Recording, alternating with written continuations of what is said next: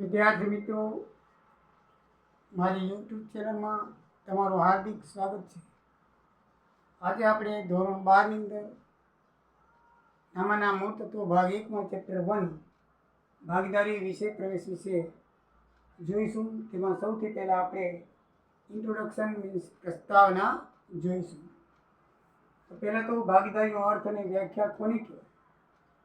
મિત્રો, ભાગીદારીનો અર્થ એક કરતાં વધારે વ્યક્તિઓ વધુ મૂડી, કુશળતા, સંચાલન શક્તિ વગેરે બાબતનું સમન્વય કરી અને એકબીજાને પૂરક બની ધંધો શરૂ કરે તેવી ધંધાકીય વ્યવસ્થાનું સ્વરૂપ એટલે ભાગીદારો. એટલે કે શું છે? ભાગીદારી કરવાની જરૂર શા માટે પડી? કે ઘણાની પાસે પૈસો હોય પણ સંચાલન કરવાની શક્તિ ન હોય, પછી કુશળતા ન હોય, અને ઘણાની પાસે પૈસો ન હોય પણ કુશળતા ઘણી હોય, સંચાલન કરવાની શક્તિ ઘણી હોય. તમે જોયું હશે, આપણે ઘણા માણસો એકદમ કુશળ હોય એટલું, પણ બિચારા પાસે પૈસા ન હોય.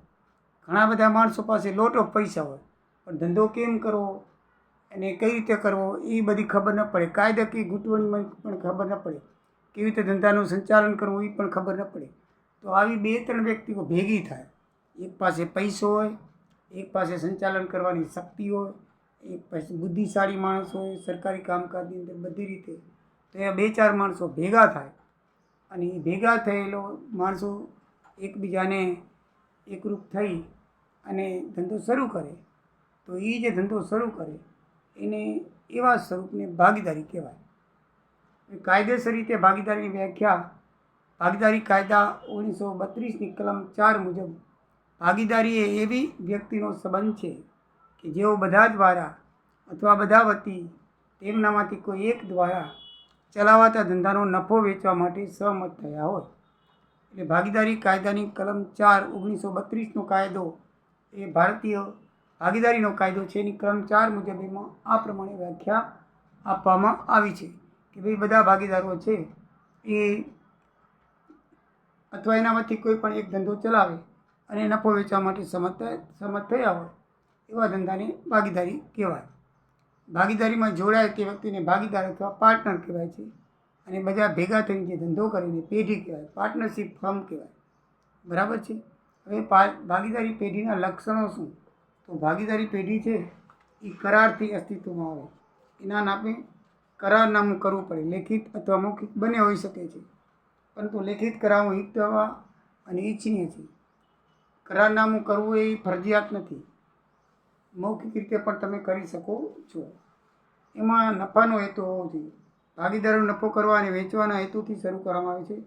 ભાગીદારી વચ્ચે નફો કે નુકસાનની વહેંચણી નક્કી કરેલા પ્રમાણમાં કરવામાં આવે છે. બરાબર છે? જો કોઈ પ્રમાણ નક્કી ન કર્યું હોય તો સરખે ભાગે વેચવામાં આવે છે.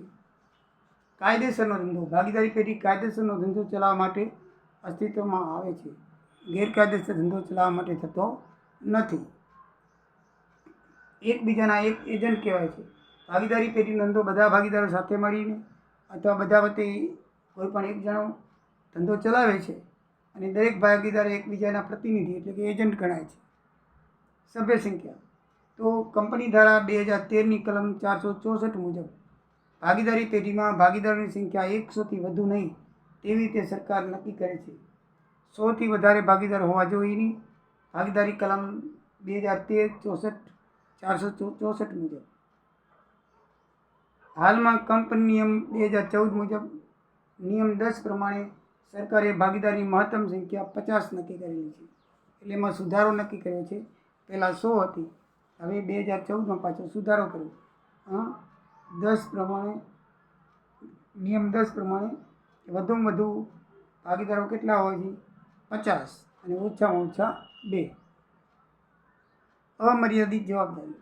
ભાગીદારીના કાયદા મુજબ પેઢીનું દેવું જો પેઢીની મિલકતમાંથી ચૂકવાય તેમ ન હોય તો ભાગીદારોની અંગત મિલકત વેચીને પણ પેઢીનું જવાબદારીને ચૂકવવું કરવું પડશે. અમર્યાદિત જવાબદારી કહેવાય. દરેક ભાગીદાર સંયુક્ત અને વ્યક્તિગત રીતે ભાગીદારી પેઢી માટે જવાબદાર છે, એટલે એની જવાબદારી અમર્યાદિત છે. પેઢીની માલિકી અને સંચાલન. તો ભાગીદારો ધંધાનો માલિક હોય છે અને તેઓ ધંધાનું સંચાલન કરે છે. તો ભાગીદારી પેઢીનું સંચાલન બધા જ ભાગીદારો અથવા તેના વતી કોઈ પણ એક અથવા વધુ ભાગીદારો કરી શકે છે. મિત્રો, આ હતા ભાગીદારી પેઢીના લક્ષણો. ભાગીદારી પેઢી અસ્તિત્વમાં આવે તેના માટે કરારનામું કરવામાં આવે છે, જેને ખતપત્ર અથવા પાર્ટનરશિપ ડીડ કહેવામાં આવે છે.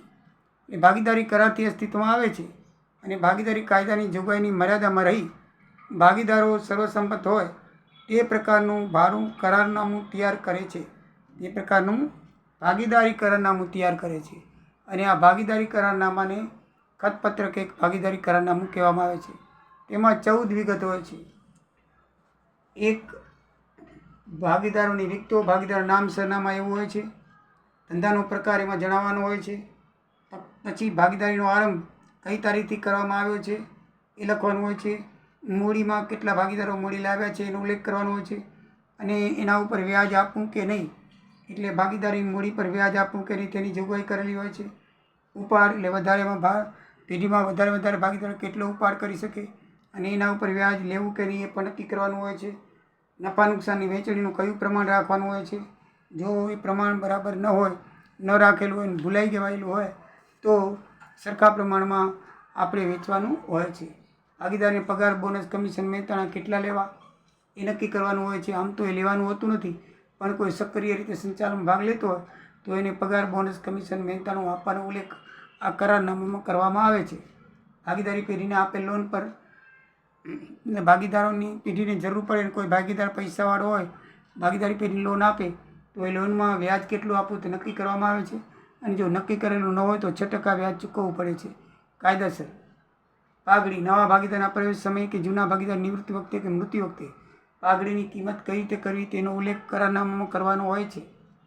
પ્રવેશ નિવૃત્તિ, જ્યારે કોઈ પણ નવા ભાગીદારને પ્રવેશ આપવામાં આવે અથવા જૂનો ભાગીદાર પેઢીમાંથી નિવૃત્ત કે મૃત્યુ પામે ત્યારે કઈ શરતો રાખવી એનો ઉલ્લેખ ભાગીદારી પેઢીમાં કરવામાં આવે છે.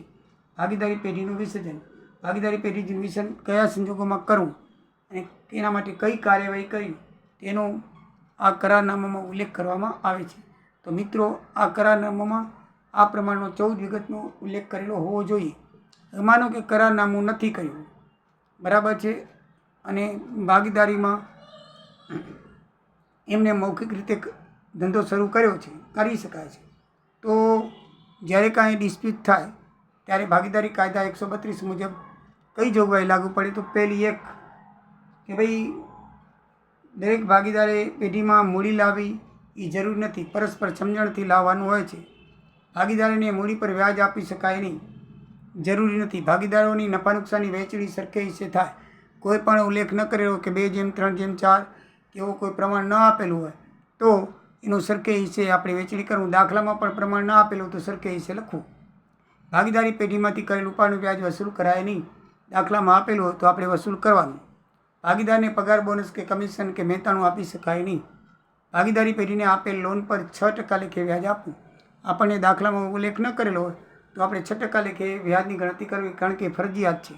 જો કોઈ ભાગીદાર પેઢી માટે કોઈ ખર્ચ કરેલો હોય તો તેને મજરે મેળવવાના હકદાર છે. પેઢીમાંથી પોતે એટલા રૂપિયા લઈ શકે છે, બરાબર છે. તો આ 7 જોગવાઈ છે જો એને મૌખિક કરાર કરેલો હોય તો. હવે ભાગીદારોના મૂડી ખાતા આવે છે, મેઇન આ છે. ભાગીદારોના મૂડી ખાતાને રાખવાની 2 પદ્ધતિ છે. એક સ્થિર એટલે કાયમી અને બીજી અસ્થિર એટલે હંગામી. તો જે પદ્ધતિમાં ભાગીદારીના મૂડી ખાતાની શરૂઆતની બાકી અને આખરની બાકીમાં તફાવત જોવા મળે, એટલે કે ફેરફાર જોવા મળે, તે પદ્ધતિને હંગામી અથવા અસ્થિર પદ્ધતિ કહેવામાં આવે છે. આ પદ્ધતિની અંદર મિત્રો ભાગીદારના બધા જ વ્યવહારો માટે પેઢીનું એક જ મૂડી ખાતું રાખવામાં આવે છે અને મૂડી ખાતાની અંદર જ બધા વ્યવહાર નોંધવામાં આવે છે. જ્યારે બીજી પદ્ધતિ છે એ સ્થિર પદ્ધતિ, એટલે કે જે પદ્ધતિમાં ભાગીદારના મૂડી ખાતાની શરૂઆતની બાકી અને આખરની બાકીમાં કોઈ ફેરફાર ન હોય તેવી પદ્ધતિને સ્થિર અને કાયમી પદ્ધતિ કહેવામાં આવે છે. આ પદ્ધતિમાં ભાગીદારી પેઢીના બધા જ વ્યવહાર માટે 2 ખાતા રાખવામાં આવે છે. એક ભાગીદારીનું મૂડી ખાતું તો હોય પણ એમાં ખાલી મૂડીને લગતા વ્યવહારો રાખવામાં આવે કે કોઈ મૂડી જે લઈ આવ્યો હોય તેમાં આખરની બાકી અને શરૂઆતની બાકી એક જ હોય છે. ફક્ત જો કોઈ ભાગીદાર વચ્ચેથી આ મૂડી લઈ આવ્યો હોય, બરાબર છે, અથવા એને ઉપાડ કર્યો હોય, વ્યાજ આપ્યું હોય તો આમાં ફેરફાર થાય છે. બાકી આખરની બાકી અને શરૂઆતની બાકી એક જ રહે છે. અને બાકીના બધા વ્યવહાર માટે એક ચાલુ ખાતું ખોલવામાં આવે છે અને એ ચાલુ ખાતાને બાકીના વ્યવહારો નોંધવામાં આવે છે. તો ભાગીદારોના મૂડી ખાતા માટે મિત્રો નમૂનો આ પ્રમાણે છે. જોઈ લો. ભાગીદારોના મૂડી ખાતામાં ઉધાર બાજુ બાકી આગળ લાવ્યા, શરૂઆતની બાકી, પછી ઉપાડ પરનું વ્યાજ, નફા નુકસાન ફાળવણી અને બાકી આગળ લઈ ગયા એવું છે. અને જમા બાજુ છે બાકી આગળ લાવ્યા, જમા બાકી, રોકડ બેંક મિલકત ખાતે વધારાની મૂડી લઈ આવ્યા તો મૂડી પર વ્યાજ આપ્યું હોય, પગાર આપ્યો હોય, બોનસ આપ્યો હોય, કમિશન આપ્યું હોય, મહેનતાણું આપ્યું હોય, નફા નુકસાન ફાળવણી ખાતે નફો, એ રીતે આ રીતે બે બાજુ હોય છે. બરાબર છે. તારીખ, વિગત, રકમ એ, રકમ બી, રકમ એ, રકમ બી એટલે મૂળ રકમ બાકી આગળ લાવ્યા હોય એ બીમાં લખાય છે, અને બાકીનાની સબસિડરી રકમ હોય એ એમાં લખાય છે, અને એનું ટોટલ નીચે કરવામાં આવે છે. એ જ રીતે ચાલુ ખાતાનો પણ નમૂનો નોંધવામાં આવે છે. અને ભાગીદારોની પોતાનું પર્સનલ મૂડી ખાતું આ પ્રમાણે હોય છે. ભાગીદારનું એમાં આ રીતે રોકડ બેંક વધારાની મૂડી લઈ આવ્યા તો આ કાયમી માટે, આ કાયમી મૂડી જે પદ્ધતિ છે એના માટે ભાગીદારનું અલગ ખાતું, અને આગળ બાકી લાવ્યા અને રોકડ બેંક મિલકત ખાતે વધારે લઈ આવ્યા તે ઉધાર અને જમા બાકી આ પ્રમાણે ભાગીદારોને મૂડી ખાતું એક જ રાખવામાં આવે છે. આ જે નમૂનો જોયો એ અસ્થિર પદ્ધતિ માટે છે. એમાં બધા વ્યવહાર લખવામાં આવે. જુઓ તમે, મૂડી લઈ આવ્યા હોય, પગાર હોય, બોનસ હોય, એ બધું નોંધવામાં આવે. પણ બીજી રીતે તો પ્રમાણે દાખલો ગણો બીજી રીત પ્રમાણે તો એમાં ખાલી ભાગીદારીનું પહેલું એક જ મૂડી ખાતું બનાવવાનું આવે છે. એમાં જો મૂડીને લગતા જ વ્યવહારો છે, બાકી કાંઈ નથી. મૂડી લઈ આવ્યા હોય ને વધારે લાવ્યા હોય તો, ને વ્યાજ આપ્યું હોય તો, બરાબર છે. અને એના પછી બીજું ખાતું છે એ ચાલુ ખાતું બનાવવાનું હોય છે. બાકીના બધા વ્યવહારો છે જોઈ લીધું તમે કે બાકીના બધા વ્યવહાર હોય એ ચાલુ ખાતે આ રીતે હોય છે. બરાબર છે. તો જુઓ, એમાં ચાલુ ખાતાની શરૂઆતની બાકી, પછી ઉપાડ, મિલકત ઉપાડ પર વ્યાજ, મિલકત, નફા નુકસાનની ફાળવણી ઉધાર બાજુ, જમા બાજુ બાકી આગળ લાવ્યા, મૂડી પર વ્યાજ, પગાર, બોનસ, કમિશન, મહેનતાણા, એ રીતે આ રીતે ચાલુ ખાતું બનાવવાનું આવે છે. એટલે મિત્રો બંને પદ્ધતિ મુજબ આપણે દાખલા ગણવાના આવશે. એટલે તમારે અસ્થિર પદ્ધતિ મુજબ કરો તો ખાલી ભાગીદારીનું મૂડી ખાતું જ કરવાનું હોય અને એની અંદર બધા વ્યવહારો નોંધવાના હોય નમૂના પ્રમાણે. અને જો તમે સ્થિર પદ્ધતિ પ્રમાણે કરો તો બે ખાતા બનાવે, મૂડી ખાતું અને ચાલુ ખાતું. એટલે મૂડી ખાતું ફક્ત મૂડી ખાતામાં જ લખવાનું, એમાં મૂડીના જ વ્યવહાર આવે, શરૂઆતની મૂડીને આખરની મૂડી. બાકી જો વધારે વચ્ચે લઈ આવ્યા હોય તો લખવાની હોય, નહીં બને શરૂઆતની ને આખરની બાકી સરખી રહે. એટલા માટે એને સ્થિર મૂડી ખાતું કહેવામાં આવે છે. બીજી કોઈ એન્ટ્રી થતી નથી. બાકીની બધી એન્ટ્રી માટે એક અલગ ખાતું રાખવામાં આવે છે, એને ચાલુ ખાતું કહેવામાં આવે છે. તો મિત્રો આટલું આપણે અત્યારે પ્રસ્તાવનામાં જોયું. નેક્સ્ટ ટાઈમમાં, નેક્સ્ટ વિડીયોમાં આપણે દાખલાની શરૂઆત કરશું કે ભાગીદારોના મૂડી ખાતા અને ચાલુ ખાતા કેવી રીતે બનાવવામાં આવે છે. તો મિત્રો મારો વિડીયો તમે ગમ્યો હોય તો જરૂરથી તમારા મિત્રોને શેર કરજો અને સબસ્ક્રાઈબ કરી અને તમારા મિત્રોને ફોરવર્ડ કરજો. જય સિયારામ, જય દ્વારિકાધીશ.